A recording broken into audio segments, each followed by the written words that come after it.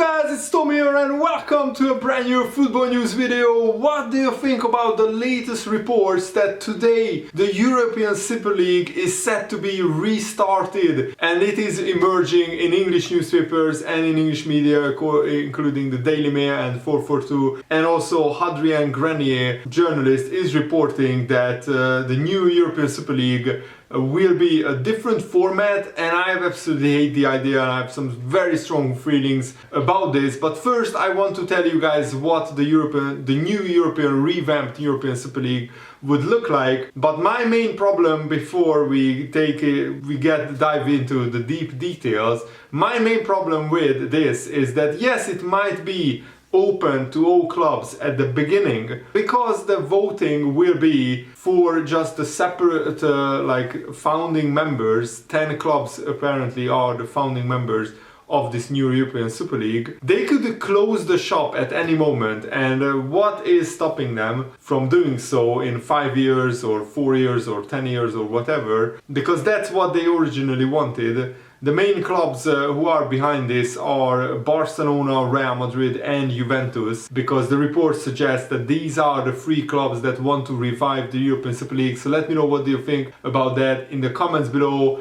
And already the UEFA president Ceferin has really slammed the proposal. UEFA are no saints themselves, but this would destroy and kill football if there was a European Super League, in my opinion. And the Ceferin told, for example, Juventus's Andrea Agnelli to his face that they live in a parallel world. How can they propose such thing when there is a war going on in Ukraine? But the main idea is that there are no permanent members to this new European Super League. The teams that qualify, thanks to the result of the league season, and the 20 members will be in the first European Super League. All leagues will have a chance to win a place through the qualifying phase, and then there will be a second league, a second tier, with another 20 members, and there will be a reduced number of matches. But I don't understand why would it be exciting for somebody to finish rather in 10th place or 15th place? Apart from the top 3 or 4 clubs in each league,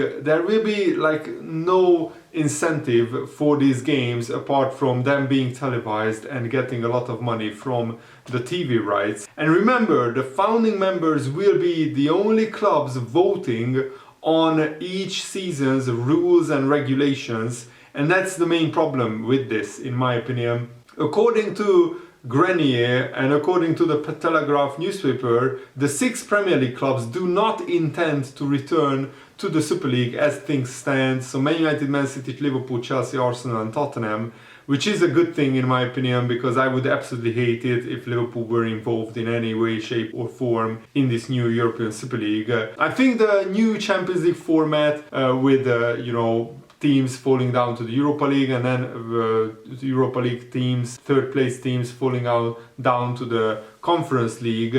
I think that's a good format.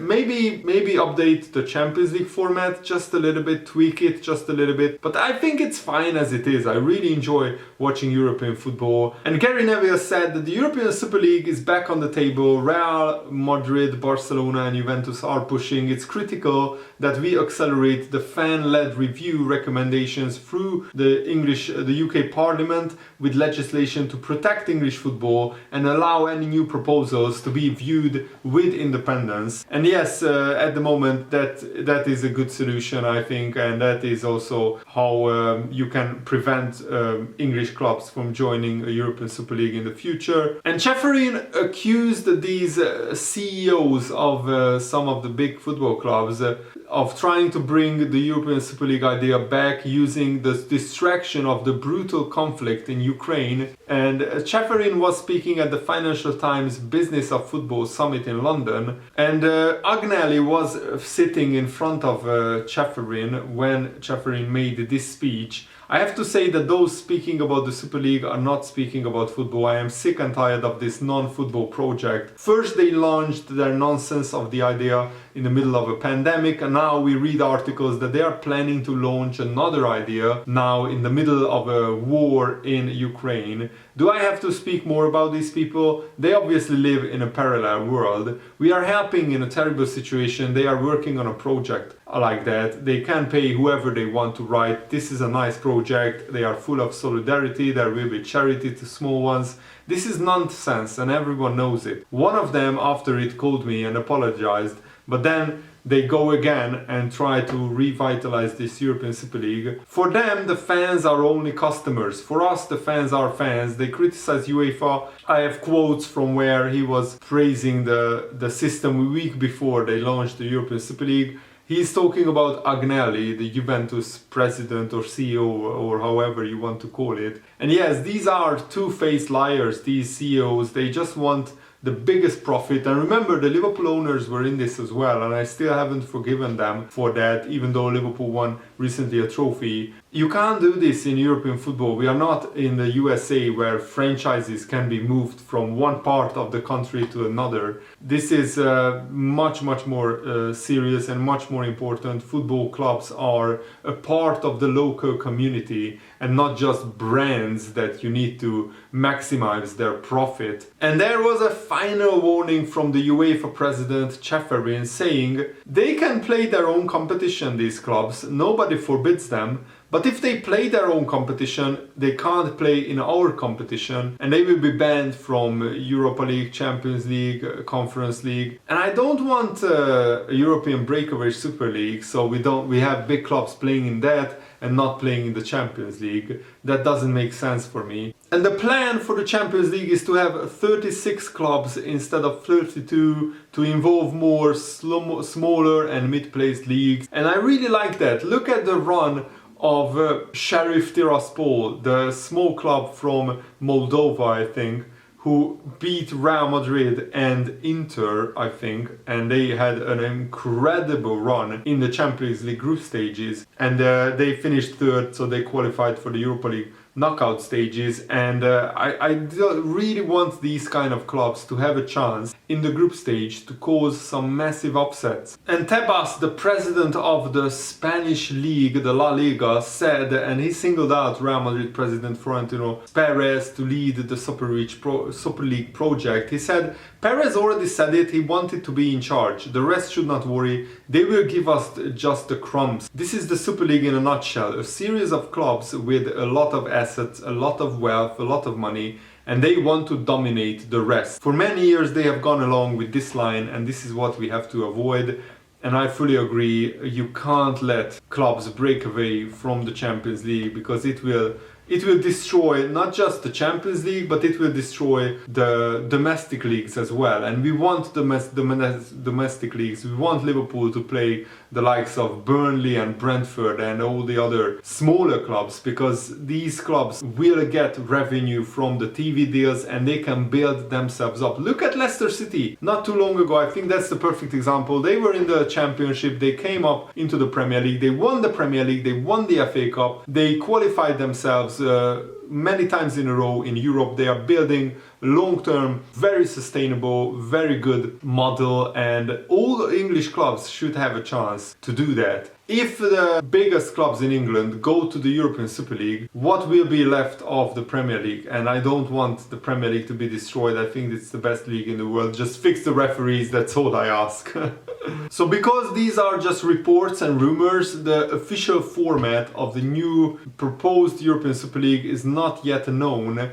But there is speculation that it will not be a closed shop. But still, if you have some founding member clubs who are only voting on the rules and nobody else, then what makes you think they will not close it up in a few years when everybody is comfortable already with the idea of European Super League? So that's why we cannot let them launch this. I'm pretty certain, but let me know where do you stand on this debate in the comments below. And also Liverpool qualifying for the FA Cup quarterfinals for the first time under Jurgen Klopp. It's a pretty amazing statistic that under Jurgen Klopp we never qualified. We had some horrendous results in the previous years. We lost to West Brom, and went out to them. We went out to Wolves twice in the FA Cup. No disrespect to Wolves, but really we shouldn't have gone out to those three teams. The other years we went out to, I think, Man United and Chelsea, so those are acceptable results. But listen to this. Since Liverpool have been shocked 1-0 by Watford in 1970, the game that effectively finished several Liverpool players' careers, Liverpool have lost only one FA Cup quarter-final since 1970. So that is 52 years. In 52 years, Liverpool have only lost one FA Cup quarter-final, and that was against Tottenham in 1995. And Liverpool played 22 games in the FA Cup quarter-finals, 16 wins, 5 draws and just 1 loss. So that's a good omen. And there are still some smaller sides in the FA Cup like Southampton and Middlesbrough. So let's hope Liverpool can avoid the likes of Chelsea or Manchester City. And Michael Thomas has called for James Milner to get a new 1-year contract extension. He said James Milner should 100% get another year at Liverpool. He comes in, he never plays a bad game. One of the most reliable players I have seen in any position. You need to deploy him. He's good for cover and to have around the dressing room. Whether he would be open to a contract extension, he will probably get less minutes than this season, I'm not sure. I think he would be open, I think he loves to play at Liverpool, and whenever he decides to leave Liverpool, he won't have any chance of being involved in title races, Champions League, contention. He will probably go to a mid-table Premier League club or maybe even a relegation fighting club, and James Milner is still too good for that, in my opinion. He is still good enough to play for Liverpool from time to time when it's needed, and he can play in a variety of positions because he's so experienced. And Jackson Martinez said something very interesting about Luis Diaz. He said when Luis Diaz arrived at Porto, there were doubts because he came straight from Colombia, but he had the opportunity to start playing immediately for Porto. He improved a lot tactically and he will continue to do so at Liverpool. He tries so hard, he has the imagination, the skill, the pace, the trickery, and he's a goal scorer and a creator as well. In the world,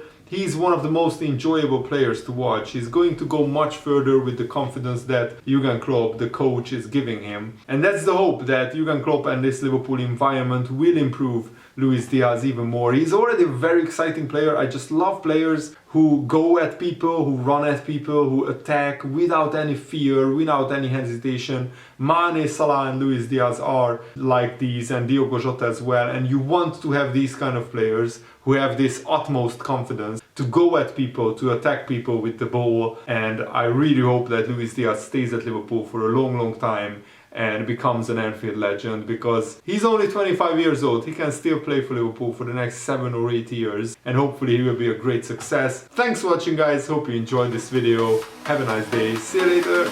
Good night.